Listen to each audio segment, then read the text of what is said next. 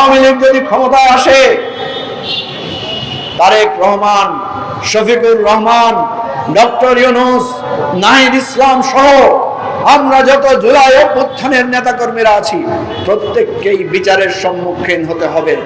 কি বলেন, হতে হবে না? রাষ্ট্রের অখণ্ডতাকে লঙ্ঘন করে জনজীবনের সংগ্রামের মধ্য দিয়ে প্রতিষ্ঠিত হয়েছে জুলাই অভ্যুত্থান। বাংলার মানুষের রক্তের বিনিময়ে, বাংলার মানুষের আকাঙ্ক্ষার মধ্য দিয়ে বাস্তবায়িত হয়েছে। জুলাই সনদ হচ্ছে সেই অভ্যুত্থানের দলিল। জুলাই সনদ হচ্ছে বাংলাদেশের ৭১-এর মুক্তিযুদ্ধের বিজয়ের দলিল। কারণ জুলাই অভ্যুত্থানের সময় আমরা বলেছিলাম লাখো শহীদের রক্তে কেনা দেশটা কারো বাপের না। লাখো শহীদের রক্ত ৭১-এর জীবন দিয়ে তৈরি হয়েছিল।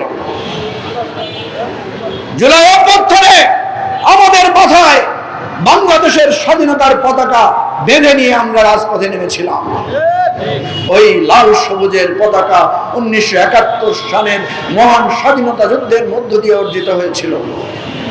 প্রিয় ভাই ও বন্ধুগণ, সুতরাং জুলাই সনদকে যারা অস্বীকার করেন, জুলাইয়ের অভ্যুত্থানের সাথে প্রত্যেকটা বিষয়কে যারা প্রশ্নবিদ্ধ করবেন, তারা আসলে আমাদের স্বাধীনতার শত্রু। তারা আসলে আমাদের মুক্তিযুদ্ধ, সাম্য মানবিক মর্যাদাকে লঙ্ঘন করতে চান।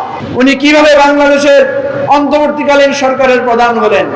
সংবিধানে তো কোনো অন্তর্বর্তীকালীন সরকার বলে কিছু নাই।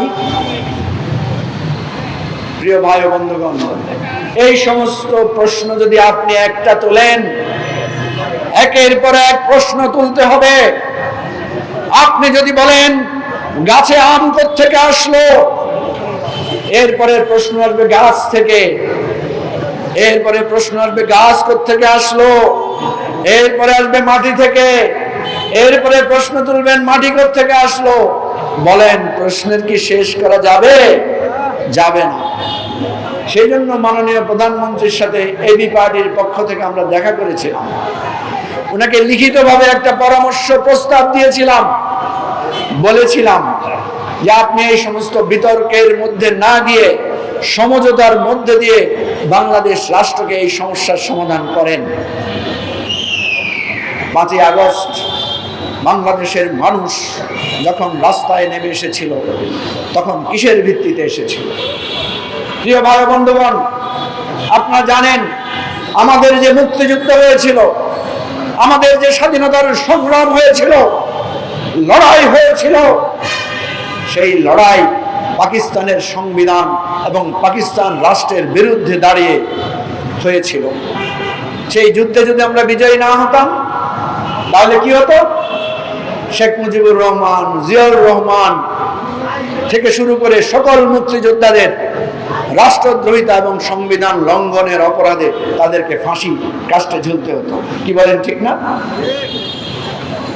আজকে যদি জুলাই সনদ বাস্তবায়ন না হয়, জুলাই অভ্যুত্থান ব্যর্থতায় পর্যবসিত হবে।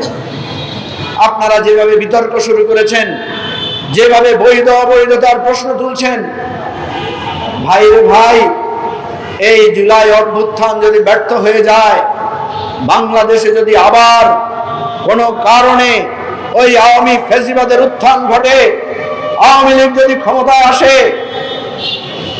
তারেক রহমান, শফিকুর রহমান, ডক্টর ইউনূস, নাহিদ ইসলাম সহ আমরা যত জুলাই অভ্যুত্থানের নেতাকর্মীরা আছি প্রত্যেককেই বিচারের সম্মুখীন হতে হবে। কি বলেন, হতে হবে না?